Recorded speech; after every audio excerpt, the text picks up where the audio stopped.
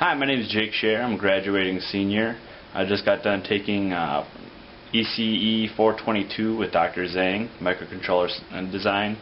3-credit course. I'm going to show you a little bit about the final project, what we've been working on in the last few weeks. It consists of the portal board here.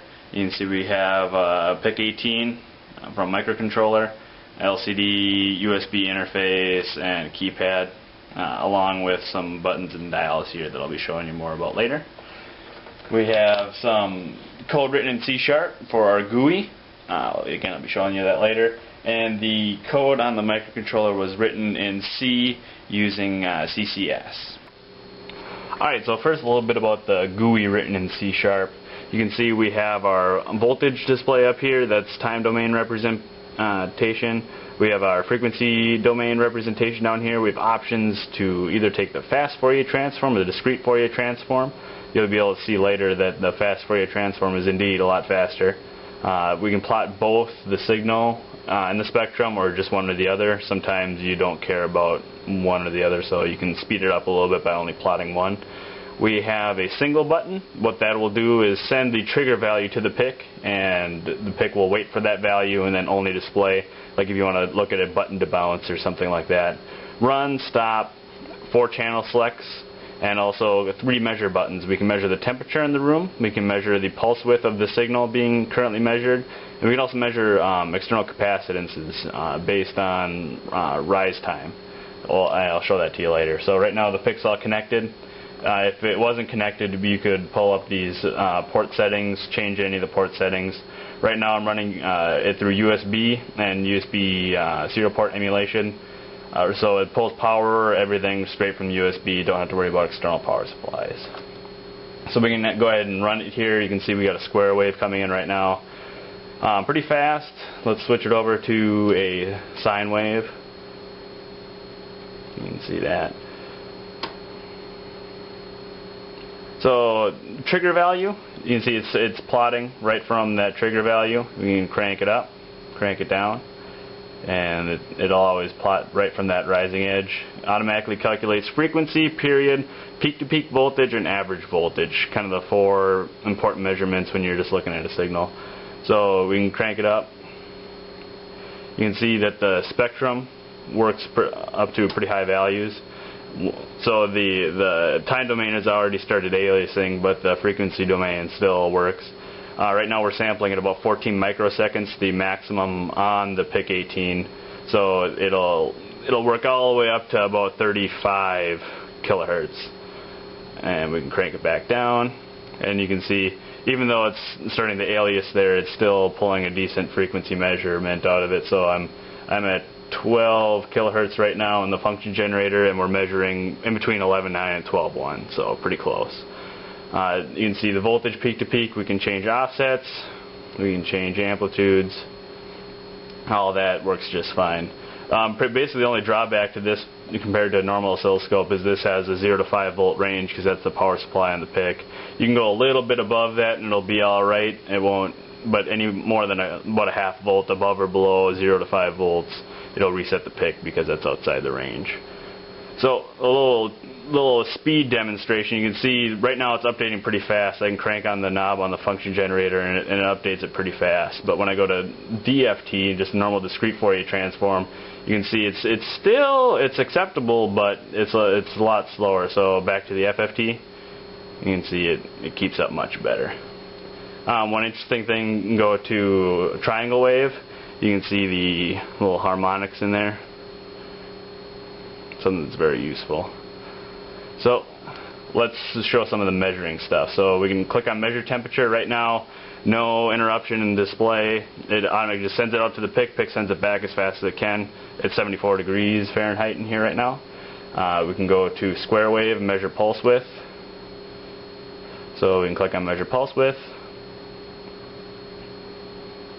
And since we messed around with the offsets, we got to get it back down.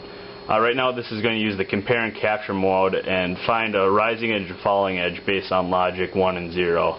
So it has to make sure to go above and below that. So now we're above and below that. You see we got 0.34 milliseconds, 0.34 milliseconds, and a duty cycle of 50%, what we expect. Unfortunately, this is an older function generator. I can't change the duty cycle, but trust me, it works just fine. Also, we can measure capacitance. What this does is it sets an output pin on the microcontroller high, and then waits for the voltage to come up to 63% of its maximum, which is 5 volts. And that will then tell us the time constant associated with that resistor and capacitor pair that I have on there. Then using math, it'll work backwards and find the capacitance value. So right now I have a 10 microfarad hooked up to it. It measures 10. Let's drop it down a little bit. Have a 0.01 microfarad hooked up to it. Measures 0.0104, so pretty accurate. And we can drop it all the way down to 0.001 microfarads and measures 0.0012. So pretty accurate for a little $5 PIC. One other cool thing is change channels. So right now channel 2, that's the channel I have the temperature sensor hooked up to right now, so you can see it's low. Channel 3, that's just the little potentiometer I've hooked up to it, so you can crank the value on the potentiometer and it changes, it goes high or low. And channel 4, I just have a button hooked up to it, so I don't know if my camera can catch it, but right now it's high, push the button, now it's low.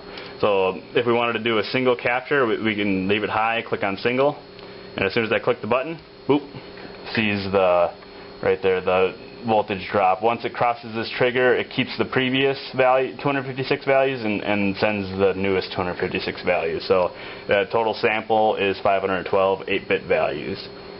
And we can do the same from high to low. So right now we're low, so we can click on single and let go of it, and you can see it's low, captures that rising edge, and then waits for it to come. We can also do the same with the function generator. So right now we'll click run, go back to channel 1, which is our oscilloscope. I'll in our function generator, I'll disconnect it. So right there, it looks like it turns on right away, but there's some transient involved. So we can click on single, and then I'm going to pop it down.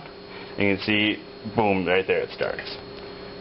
So this has been the final project for 422 GUI interface. Now let's look at some of the PIC code. Right now, so we're still running on the code. So if I hit button 1, channel 1 selected, channel 2, channel 3, channel 4. When I hit the 5 button on the keypad, it's going to clear the LCD, anything that was on there. So we can go back to there. You can see channel 2. I'm going to hit 5, clears the LCD. Likewise, if I hit 6, it'll automatically clear everything on the GUI screen. If I hit 7, it's going to go ahead and measure temperature. If I hit 8, it's going to try to measure pulse width. Right now we still have the same square wave coming in here, so it's going to be 50%. And then if I hit 6, it's going to measure capacitor. So right now we're on this little 0.1, and we can move it over to the 10, hit 9 again. It's going to measure cap. Now we're on 10 microfarads. And then I believe this is a 0.47. I could be wrong. Yep, that was 1 microfarad. This should be the 0.47. There we go, yep, measured 0.48. So, that's a little bit about on the breadboard side. You can see here we have a reset switch and then a bootloader switch. I'm running a USB bootloader, so you don't need to program the chip with anything like an in-circuit debugger or anything. Simply hold down this button and then click the reset button at the same time. And now we're in the bootloader, so we can just using like a hyperterminal or in CCS there's a built-in function, we can just automatically send over our program and program it right to the PIC and not have to worry about any sort of in-circuit debugger or anything. And then a little power switch, and everything's off and good to go. Like I said before, everything's powered off of a USB port, no external power supply needed, so it's handy, all in one package. So 422 was a great class, very hands-off, kind of let you run with it if you wanted to and if you had the time to. As you can see, great things are possible. It was really amazing to me that the microcontroller is literally a $5 microcontroller, but it's so powerful and so capable. And there's resources out there, and Dr. Zhang is very approachable if you need any help. So I would highly recommend this class. In the 3 credits of this class, I think I learned more than a lot of other classes that have been either equal or more credits. So I'd like to thank Dr. Zhang, thanks St. Cloud State University, and see you later.